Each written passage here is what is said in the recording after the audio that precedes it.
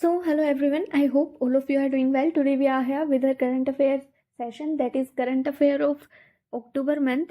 Vision IAS magazine से हम ये cover करेंगे and we will be covering the leftover portion of the international relation part and then we will go to environment part.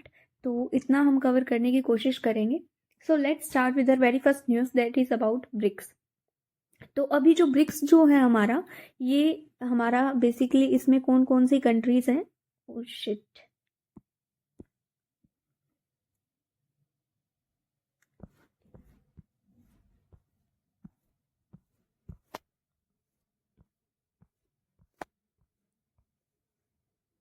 So yeah, here it is.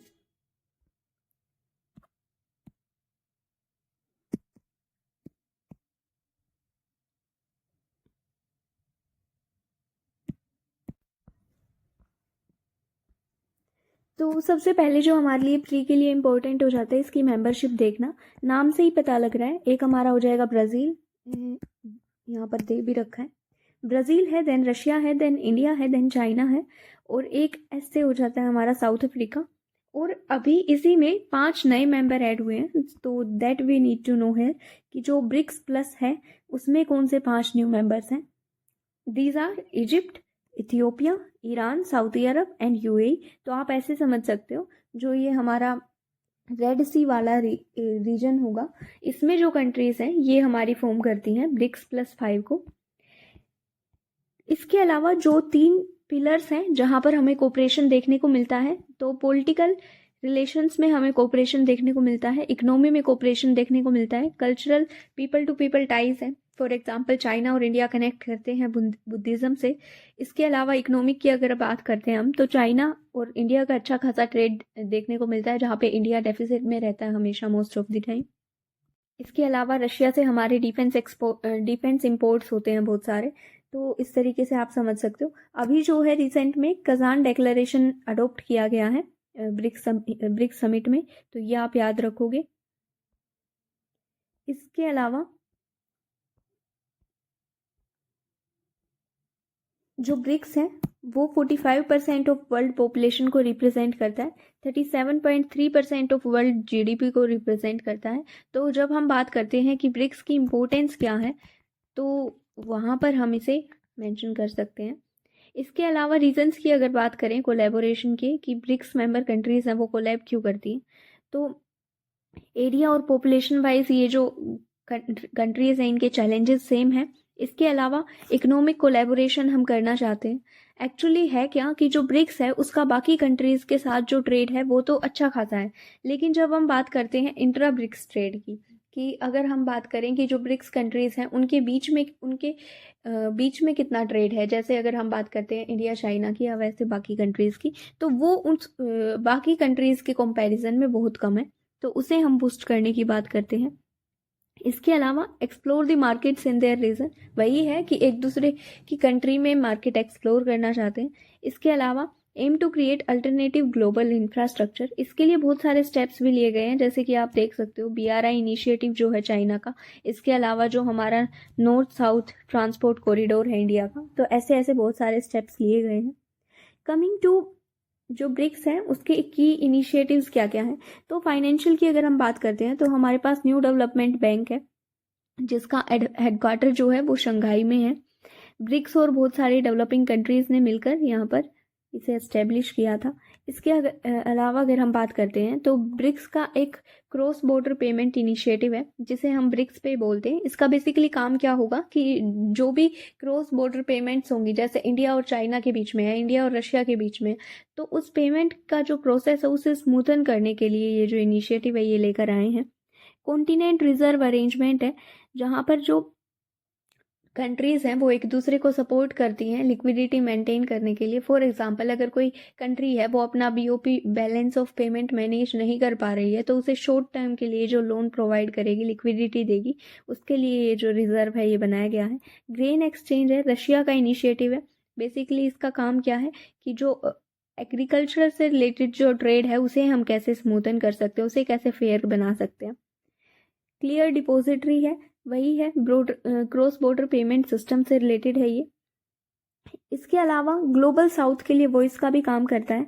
इसके लिए हमारा BRICS partner country है और हमारा क्या है, global south and BRICS building a better world together. ये जो इनिशिएटिव है, बेसिकली ये दो इनिशिएटिव हैं, आप इन्हें याद रखोगे कि हाँ, जो ब्रिक्स है वो कहीं ना कहीं ग्लोबल साउथ की वॉइस का भी काम करता है, साउथ साउथ कोऑपरेशन को एनहांस करता है। सिक्योरिटी की अगर हम बात करते हैं तो साइबर सिक्योरिटी के केस में हमें कोऑपरेशन देखने को मिलता है, टेररिज्म पे हमें कोऑपरेशन देखने को मिलता है, साइंस एंड टेक में हमें इनोवेशन से रिलेटेड या फिर जो हमारे सैटेलाइट लॉन्चिंग है वहाँ पर हमें कोऑपरेशन देखने को मिलता है, वैक्सीन्स के लिए हमें कोऑपरेशन देखने को मिलता है। तो ये सारी चीज़ें आप याद रखोगे कि कौन कौन से फील्ड्स हैं जहाँ पे हमें कोऑपरेशन देखने को मिलता है। कमिंग टू रेलेवेंस क्या है ब्रिक्स का प्रेजेंट वर्ल्ड में, तो आप देखोगे हमारे पास ब्रिक्स प्लस की अगर हम बात करते हैं तो हमारे पास ईरान आ जाता है, सऊदी अरेबिया आ जाता है। वहीं अगर हम बात करते हैं जो हमारा ब्रिक्स है तो वहाँ पर हमारे पास क्या आ जाता है, Brazil, Russia, India, China, south Africa. अब अगर आप देखोगे तो जो साउथ अफ्रीका है हमारा, वहाँ पर भी हमें एनर्जी सिक्योरिटी के लिए वो हमारे लिए इम्पोर्टेंट हो जाता है। ईरान, सऊदी अरब और यूएई है वो हमारे लिए इम्पोर्टेंट हो जाते हैं। तो ये कुछ एक कंट्रीज़ हैं जो हमारे लिए एनर्जी सिक्योरिटी के लिए बहुत ज़्यादा इम्पोर्टेंट है। 44% जो है वर्ल्ड का क्रूड ऑयल वो ये कंट्रीज़ प्रोड्यूस करती हैं, ये 3 कंट्रीज़, तो इसलिए हमारे लिए इम्पोर्टेंट हो जाता है। ग्लोबल साउथ की वॉइस है, हमें पता है, सेफ स्पेस देता है डायलॉग के लिए। फॉर एग्जांपल चाइना के साथ यहाँ पर हम इजीली बात कर सकते हैं, एक न्यूट्रल प्लेटफॉर्म है जहाँ पर, क्योंकि ना तो यहाँ पर पाकिस्तान है जो चाइना की साइड लेगा, तो ये एक न्यूट्रल प्लेटफॉर्म प्रोवाइड करता है जहाँ पर हम चाइना के साथ डायलॉग के थ्रू जो हमारे डाइस्प्यूट्स हैं उन्हें सोल्व कर सकते हैं। इसके अलावा अगर हम बात करते हैं तो मल्टीलेटरल रिफॉर्म की डिमांड करता है। फॉर एग्जांपल जो WTO है वहाँ पर हम कैसे रिफॉर्म लेकर आ सकते हैं ट्रेड रिलेटेड सेक्टर में, क्योंकि इंडिया और बाकी जो डेवलपिंग कंट्रीज़ हैं वो ये फील करते हैं कि वहाँ पर जो है जितने भी WTO अपने लेकर आता है अग्रीमेंट्स या ट्रीटीज़ जो भी लेकर आता है वो कहीं ना कहीं जो है वेस्ट कंट्रीज़ के फेवर में होते हैं। तो उन्हें कैसे हम रिफॉर्म के लिए फोर्स कर सकते हैं, बेसिकली रिफॉर्म करवा सकते हैं उनसे। कमिंग टू चैलेंजेस की अगर हम बात करते हैं तो जैसा मैंने बोला कि इंट्रा ब्रिक्स ट्रेड जो है वो काफ़ी कम है। जो बाकी कंट्रीज़ के साथ ब्रिक्स कंट्रीज़ का ट्रेड है वो अच्छा खासा है। देन क्रेडिट रेटिंग एजेंसी की बात चल रही थी। बेसिकली क्रेडिट रेटिंग एजेंसी क्या करती है, वो क्रेडिबिलिटी टेस्ट करती है कि किसी कंट्री को क्रेडिट देने के लिए उसमें बेसिकली अगर मान लो आपने कोई लोन लिया बैंक से, तो आपकी उस लोन को चुकाने की कितनी हिम्मत है, आप कितना लोन वो चुका सकते हो, तो वो जो है उसके बेस पर जो रेटिंग की जाती है वो होती है क्रेडिट रेटिंग। अब जैसे क्रेडिट रेटिंग एजेंसी की बात करते हैं तो वो हर कंट्री की क्रेडिट रेटिंग करेगी, तो इसे एस्टेब्लिश करने की बात की गई थी लेकिन अभी तक नहीं हुई है। डी डॉलराइजेशन, कि हम ब्रिक्स की एक कॉमन करेंसी लेकर आएँ और उसी में ब्रिक्स कंट्रीज आपस में ट्रेड करें, ना कि डॉलर का यूज़ करके। इसके अलावा create alternative global financial institution, क्योंकि जो NDB है that is new development bank, उसके पास फंड्स बहुत कम है। तो हम ये प्रपोजल लेकर आए थे कि जो ग्लोबल फाइनेंशियल इंस्टीट्यूशंस हैं वो एक नया ग्लोबल फाइनेंशियल इंस्टीट्यूशन बनाया जाए ब्रिक्स के अंडर में, जो कि लोन देने के लिए काम कर सके। Coming to inability to influence global institution, की जो ब्रिक्स प्लस कंट्रीज हैं उनके पास जो वोटिंग पावर है वो केवल 19% है वर्ल्ड बैंक में। तो जिसके कारण क्या होता है कि वोटिंग राइट कम होने के कारण हमारा जो इन्फ्लुएंस है, अगर बाई चांस वहाँ पर कोई एग्रीमेंट आ रहा है तो वहाँ पर जो है जो वोटिंग पावर है वो कम हो जाता है। Coming to inability to stand as a cohesive bloc, कि जो इंडिया चाइना की राइवलरी है या फिर सऊदी अरेबिया और ईरान की जो राइवलरी है उसके कारण जो है जो भी इनिशिएटिव्स हैं वो लाने और उन्हें पास कराना, वो सारी चीज़ें जो है या फिर जो उसकी फंक्शनिंग है वो कहीं ना कहीं हाल्ट होती है। इसके अलावा अगर हम बात करते हैं तो मेंबर इकोनॉमीज़ हैं वो ज़्यादा ग्रो नहीं कर रही हैं। जैसा कि आपको पता है कि रशिया जो है वो यूक्रेन के साथ वॉर में बिजी है, चाइना भी कहीं ना कहीं थोड़ा सा इकोनॉमिक स्लो डाउन फेस कर रहा है। तो और वैसे भी वॉर की वजह से जो सारी कंट्रीज़ हैं उनकी जो इकोनॉमीज़ हैं उसके ऊपर कहीं ना कहीं इम्पैक्ट पड़ रहा है। तो इस तरीके से आप रिलेट कर सकते हो। Then perception of being an anti west organisation की जो ब्रिक्स है उसे कंसीडर किया जाता है एंटी वेस्ट ऑर्गेनाइजेशन की तरह। इसके अलावा हमारे पास कुछ एक सिमिलर ग्रुपिंग्स हैं जैसे इब्सा हो गई या बेसिक हो गई। अब जो इब्सा है हमारे पास बेसिकली इसमें हमारे 3 मेंबर हैं, India, Brazil and south Africa. तो इसमें हमारे रशिया और चाइना नहीं है, तो ये आप याद रखोगे। अब इसका जो काम है डेवलपमेंट में असिस्टेंस देता है ये। इसके अलावा डिफेंस में कोऑपरेशन हमें देखने को मिलता है। एक्सरसाइज इप्सा मार आप याद रखो ना रखो, पर एटलीस्ट इतना पता होना चाहिए कि इसकी मेंबरशिप मेंबर्स कौन कौन से हैं इसके। साइंस, टेक्नोलॉजी, एजुकेशन प्रोग्राम्स में कोऑपरेशन देखने को मिलता है। बेसिक की अगर हम बात करते हैं तो इसके जो मेंबर हैं Brazil, south Africa, India and China. इसमें केवल रशिया नहीं है, ये आप याद रखोगे। इसके अलावा अगर हम बात करते हैं तो ये 1/3 ऑफ वर्ल्ड का जो जोग्राफिकल एरिया है वो बेसिक के अंडर में आता है। 40% ऑफ वर्ल्ड पॉपुलेशन इसके अंडर में आती है। क्लाइमेट चेंज के ऊपर कोऑपरेशन देखने को मिलता है। कोपेनहेगन अकॉर्ड यहाँ पर साइन हुआ था जिसमें क्या था कि हम वॉलेंट्री एमिशन रिडक्शन प्लेजेस लेकर आए कि हम हर कंट्री अपनी अपनी अपने अपने अकॉर्डिंग जो एमिशंस है उन्हें कम करने का ट्राई करेगी। साउथ साउथ कोऑपरेशन को बढ़ाएगा बेसिकली। तो ये सब चीज़ें हैं, इतना कुछ खास है नहीं। तो बेसिकली आपको ये पता होना चाहिए लगभग हर फील्ड में कोऑपरेशन देखने को मिलता है। बेसिकली ट्रेड रिलेशंस के लिए इम्पोर्टेंट हो जाती हैं ये कंट्रीज हमारे लिए। Coming to news in shorts, तो जो इंडिया और उज़्बेकिस्तान है उन्होंने एक बायलेटरल इन्वेस्टमेंट ट्रीटी साइन करी है। अब इस ट्रीटी का जो पर्पस होता है वो ये होता है कि जो एक दूसरे की कंट्री में जो इन्वेस्टमेंट का जो प्रोसेस है उसे कैसे इजी बना सकते हैं। तो जो लोग अपना पैसा इन्वेस्ट कर रहे हैं, फॉर एग्जांपल अगर उज़्बेकिस्तान से इंडिया में कोई इन्वेस्ट करता है तो उन्हें हम कैसे प्रोटेक्शन दे सकते हैं। तो रेसिप्रोकल एग्रीमेंट होता है प्रोटेक्शन के लिए इन्वेस्टमेंट जो की जाती है कंपनीज के थ्रू एक स्टेट से दूसरे स्टेट में। तो इतना आप याद रखोगे।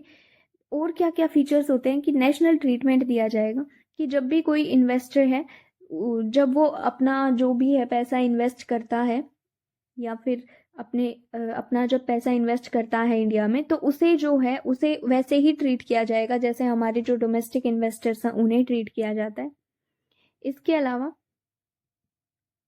सेटलमेंट ऑफ डाइस्प्यूट्स की जो डाइस्प्यूट्स होंगी वो सेटल की जाएगी। प्रोटेक्शन दी जाएगी एक्सप्रोप्रिएशन से। तो ये सारी चीज़ें हैं कुछ एक, ये आप याद रखोगे। बेसिकली ये पता होना चाहिए कि हाँ इंडिया और उज़्बेकिस्तान में बायलेटरल इन्वेस्टमेंट ट्रीटी साइन हुई थी और इसका पर्पस क्या था कि जो इन्वेस्टमेंट्स हैं उन्हें हम कैसे प्रोटेक्शन दे सकते हैं। इंडिया उज़्बेकिस्तान रिलेशंस की अगर हम बात करते हैं तो मल्टीलेटरल एंगेजमेंट हमें देखने को मिलता है SCO में, UN में, ब्रिक्स में। यहाँ पर 3 जगहों पर हमें वेट मिनट ब्रिक्स नहीं आएगा यहाँ पर। ब्रिक्स में तो हमारे Brazil, Russia, India, China, south Africa थे, अभी हमने देखा। तो SCO में हमें देखने को मिलता है, UN में हमें देखने को मिलता है। इसके अलावा अगर हम बात करते हैं तो डस्ट लीक एक्सरसाइज है हमारी। पीपल टू पीपल टाइज हमें देखने को मिलते हैं। इंपॉर्टेंट हो जाता है हमारे लिए एनर्जी सिक्योरिटी से रिलेटेड। यहाँ पर आप इसकी लोकेशन ज़रूर अच्छे से याद रखोगे। अब जो उज़्बेकिस्तान है हमारी वो डबली लैंडलॉक्ड कंट्री है, ये आप याद रखोगे।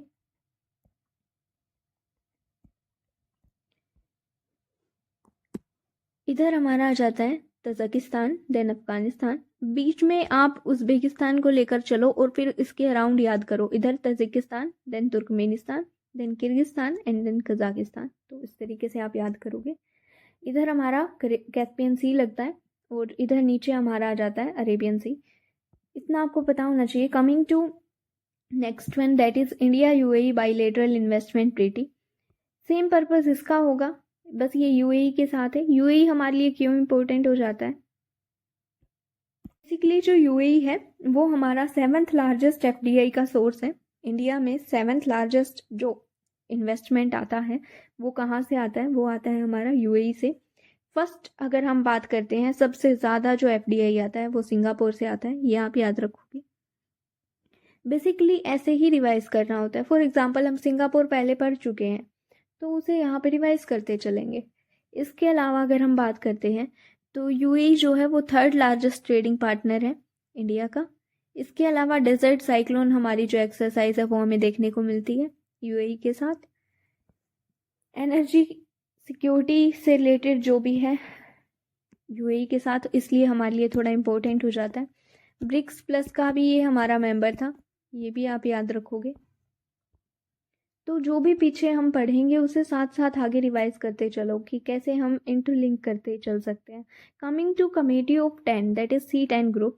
अब जो ये ग्रुप है हमारा, इसका बेसिकली पर्पस क्या है कि ये जो है ये डिमांड करते हैं कि यूएनएससी है जो, वहाँ पर हम कैसे रिफॉर्म्स लेकर आ सकते हैं। बेसिकली जो यूनाइटेड नेशन सिक्योरिटी काउंसिल है वहाँ पर जो है हम परमानेंट मेंबर्स को बढ़ाने की बात करते हैं कि और बहुत सारी कंट्रीज़ को, मतलब कुछ एक कंट्रीज़ को परमानेंट मेंबर का स्टेटस दिया जाए ताकि उन्हें वीटो पावर मिल सके। तो ये सारी जो है कंट्रीज़ की डिमांड होती है।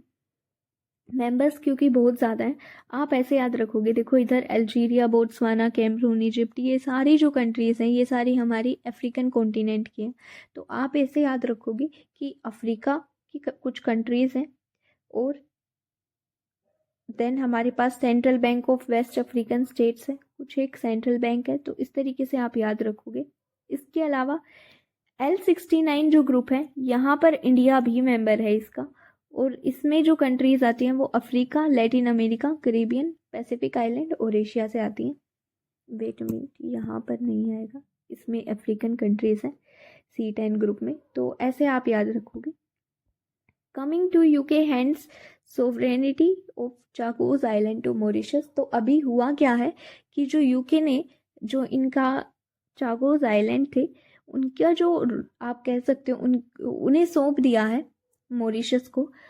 अब यहीं पर हमारा जो एक इम्पोर्टेंट अटोल था दैट इज डिगो गार्शिया, इधर इन्होंने दिखा भी रखा है। तो चागोस आर्चिपेलागो का ही पार्ट था हमारा डिगो गार्शिया, जहाँ पर यूके और यूएस का एक जॉइंट बेस था। तो उसे भी हैंड ओवर कर दिया गया है।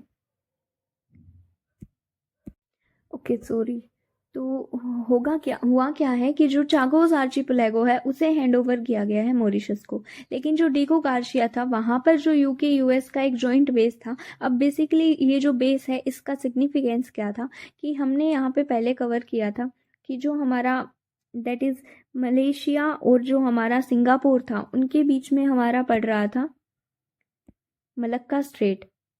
तो मलक्का स्ट्रेट जो है उसकी ऊपर नज़र रखने के लिए, उसे मॉनिटर करने के लिए, क्योंकि वो एक इम्पोर्टेंट चोक पॉइंट हो जाता है हमारे लिए, तो उसकी निगरानी करने के लिए ये जो है ये हमारे लिए इम्पोर्टेंट हो जाता है। इसके अलावा जो इंटरनेशनल कोर्ट ऑफ जस्टिस था उसका जजमेंट आया था कि इन्हें हैंड ओवर करना है। तो कॉम्प्लायंस दिखाता है इंटरनेशनल लॉ के साथ। सिक्योरिटी इंपॉर्टेंस है क्योंकि मलक्का स्ट्रेट लाई करता है। रीजनल सिक्योरिटी डायनामिक्स जो हैं उन्हें अफेक्ट कर सकता है क्योंकि बेसिकली यूके यूएस का यहाँ पर बेस हो जाता है। इसके अलावा कॉलोनियल लीगेसी, बेसिकली जो ब्रिटिश कॉलोनी, बेसिकली जो ब्रिटिश टाइम की जो कॉलोनीज़ हैं उन्हें उन पे अगर कोई डाइस्प्यूट है उसे अगर हम ख़त्म कर रहे हैं तो कॉलोनियल लीगेसी जो चली आ रही थी उसका कहीं ना कहीं एंड देखने को मिलता है।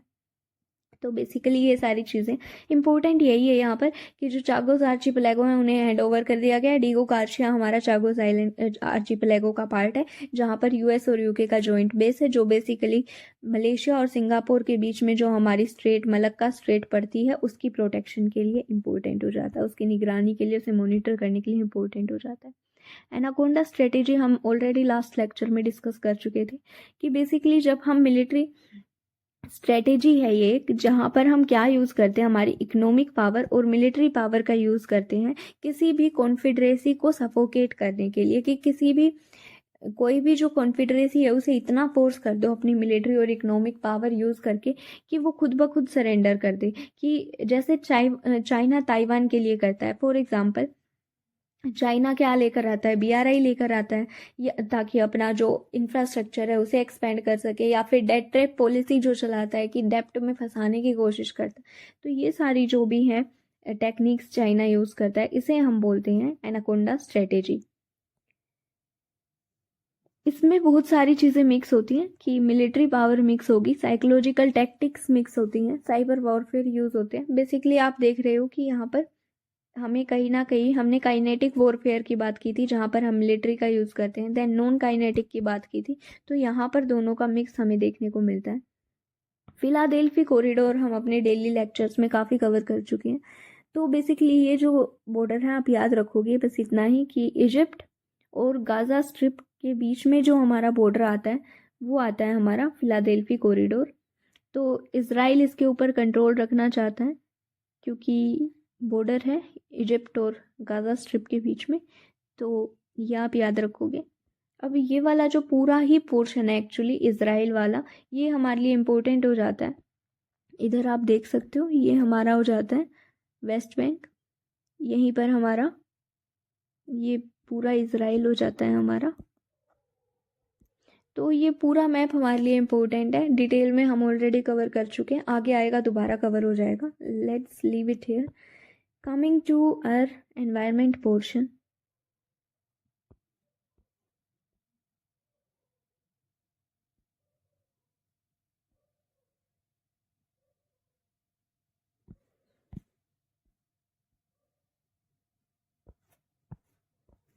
सो या और फर्स्ट न्यूज़ इज़ जल ही अमृत। तो बेसिकली इसका जो मोटिव है वो क्या है कि जो वाटर को का जो रीयूज़ है उसे हम कैसे प्रमोट कर सकते हैं।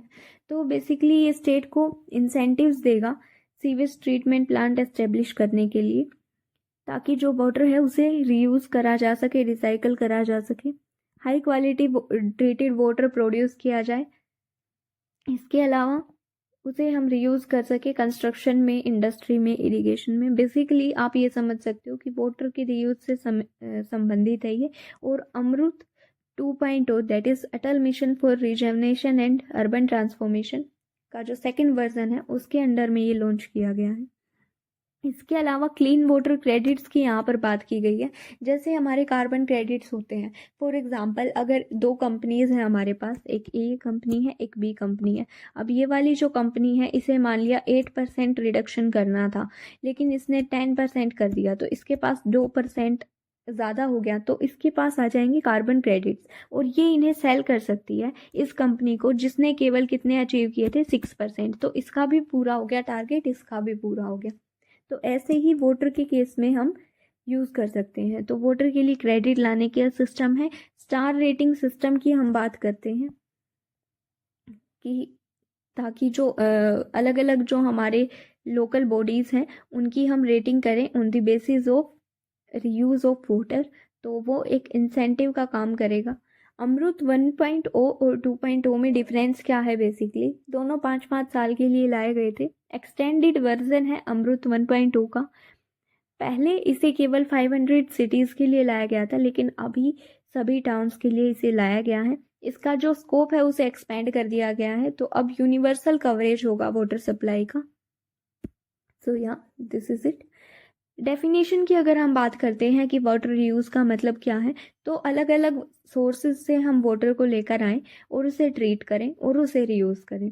बेसिकली फॉर एग्जांपल हमारा जो घरों से वेस्ट पानी निकलता है उसे हम लेकर आएँ, इंडस्ट्रीज से जो वेस्ट पानी निकलता है उसे हम लेकर आएँ, उसका टेम्परेचर डाउन करें, उसे उसमें से जो हार्मफुल सब्सटेंसेस हैं उन्हें निकालें और फिर कैसे उसे रीयूज़ कर सकते हैं, ये सारी बातें होती हैं।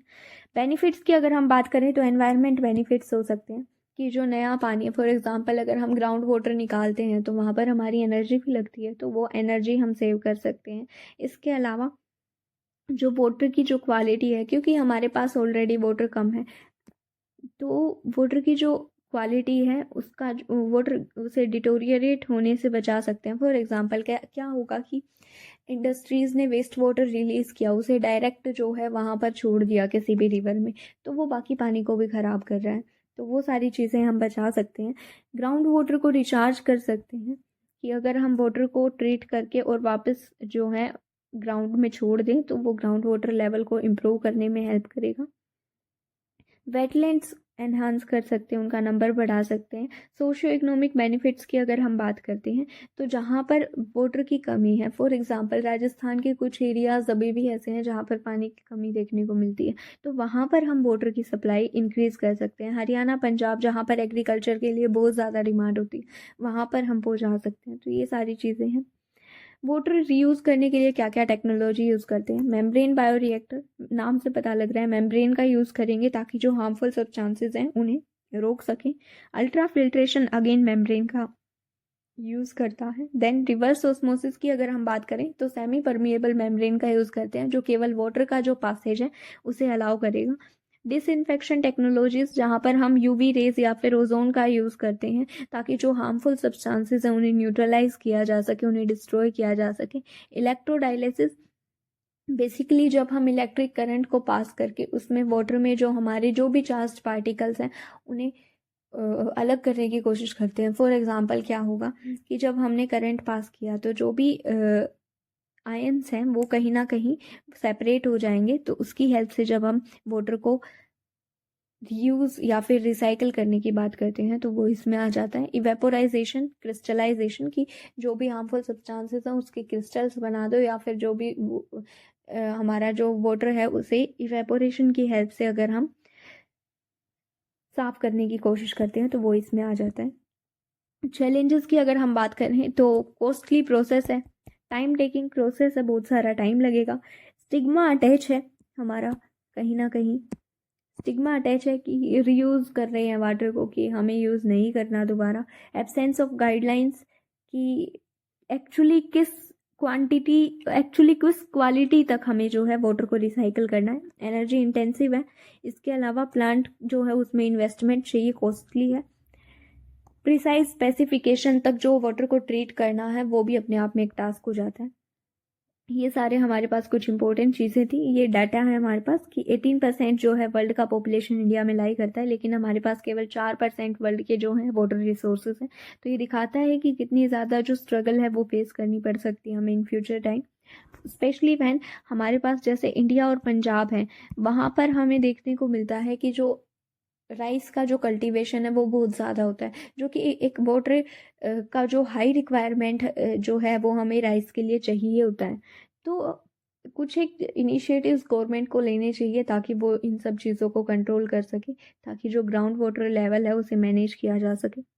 इसके अलावा अगर हम बात करें तो जो 31% हाउस होल्ड्स हैं वहाँ पर जो हमारा वाटर है उसका एक्सेस कम होता है। तो थोड़ा बहुत डाटा आप याद कर सकते हो, ये तो याद ही कर लो, ये तो काम आ ही जाएगा कहीं ना कहीं इंट्रो में मेंशन करने के लिए। कमिंग टू पोटेंशियल, कि इंडिया का जो पोटेंशियल है वो है कि हम 80% जो हमारा वाटर है उसे ट्रीट करके रीयूज़ कर सकते हैं। अब हमारे पास मेजर्स क्या क्या हैं जो लिए गए हैं। नेशनल फ्रेमवर्क है safe reuse of treated water पर। इसके अलावा पावर टैरिफ पॉलिसी है, इसके अंडर क्या है कि जो भी इंडस्ट्रीज़ होंगी वो ट्रीटेड जो सीवेज वाटर है उसका यूज़ करेंगी। उनके 50 किलोमीटर में जो भी सीवेज ट्रीटमेंट प्लांट होगा वहाँ से पानी लेकर आएंगे और उसे यूज़ करेंगे। इसके अलावा नेशनल वाटर पॉलिसी है, बेसिकली जो थर्मल पावर प्लांट्स है वो इसका यूज़ करेंगे। नेशनल वाटर पॉलिसी है हमारी। तो ये कुछ इनिशिएटिव्स हैं हमारे। इसके अलावा वे फॉरवर्ड की बात करते हैं तो बिल्कुल चैलेंजेस के अपोजिट में चले जाइए कि जो स्टिग्मा है उसे हम कैसे ब्रेक कर सकते हैं। वाटर क्रेडिट हम लेकर आ सकते हैं। इसके अलावा पब्लिक प्राइवेट पार्टनरशिप हम यूज़ कर सकते हैं ताकि जो हमारी कॉस्टली प्रोसेस है उसके लिए फंडिंग मिल सके, उसे जो टेक्नोलॉजी है उसका सपोर्ट मिल सके। फाइनेंशियल भी मिल सकता है एक्चुअली, लेकिन फाइनेंसेस मोस्टली जो है पीपीपीज में वो गवर्नमेंट ही कवर करती है। तो ये सारी चीज़ें आप करोगे। Then coming to uh next news that is about hyper local weather forecasting. तो बेसिकली इसमें हम एक नया इनिशिएटिव लेकर आए हैं that is cosid flows. Basically ये बात करता है कि हम कैसे जो है वेदर फोरकास्टिंग में कम्युनिटीज से इनपुट लेकर, लोकल पीपल से इनपुट लेकर उसका यूज़ कर सकते हैं। ये हेल्प करेगा हमें जो वेदर फोरकास्टिंग है उसे और जो है इम्पैक्टफुल बनाने में, क्योंकि वो कहीं ना कहीं जो उसका स्तर है वो ऊंचा हो जाएगा। तो ये सारी चीज़ें हैं। यूनिसेफ का जो क्लाइमेट टेक कोहोर्ट है उसने इसे रिकॉग्नाइज किया है। तो ये सारी चीज़ें हैं। स्टूडेंट्स, वुमेन और यूथ के हेल्प से जो है डाटा कलेक्ट किया जाएगा और जो गवर्नमेंट के डाटा में जो कमियां रह जाती हैं, जो गैप्स रह जाते हैं, उन्हें प्लग करने के लिए इसका यूज़ किया जाएगा। हाइपर लोकल वेदर फोरकास्टिंग होता क्या है? तो स्पेशलाइज्ड फॉर्म ऑफ मेटेरोलॉजी है जो कि वेदर कंडीशंस को लोकलाइज्ड एरिया के लिए आप समझ सकते हो कि बेसिकली है क्या कि कोई भी लोकल एरिया है वहाँ का जो वेदर है उसे उसका जो है उसका फोरकास्ट हम कैसे जो है बिल्कुल सटीक तरीके से कर सकते हैं, उसकी ये बात करता है। उसके लिए इनिशिएटिव लेकर आए हैं। इसके अलावा करंट में जो है वो प्रोसेस क्या है कि जो आईएमडी है हमारा, इंडियन मेट्रोलॉजी डिपार्टमेंट, वो वेदर फोरकास्टिंग करता है डिस्ट्रिक्ट लेवल पर। इसके अलावा वार्निंग्स इशू किए जाते हैं हमारे नेशनल वेदर फोरकास्टिंग सेंटर से। इसके अलावा स्टेट वेदर फोरकास्टिंग सेंटर है हमारा, जो कि डिस्ट्रिक्ट स्केल पर एक्ट करता है। तो ये इतना सा इम्पोर्टेंट है नहीं, बस ये याद रखोगे कि आईएमडी डिपार्टमेंट है जो इन सब के साथ डील करता है, उसके अंडर में बहुत सारे जो है सेंटर्स चलते हैं हमारे नेशनल और स्टेट लेवल पर। ज़रूरत क्या है हाइपर लोकल फोरकास्टिंग की, कि जो क्लाइमेट चेंज के कारण रिसेंट में जो हमें हाई वेरिएबिलिटी देखने को मिलती है। फॉर एग्जांपल आप देखोगे कि एक गांव है हमारे पास, उसके पेरीफ्री पे तो बारिश हो रही है लेकिन गांव के बीच में बारिश नहीं हो रही।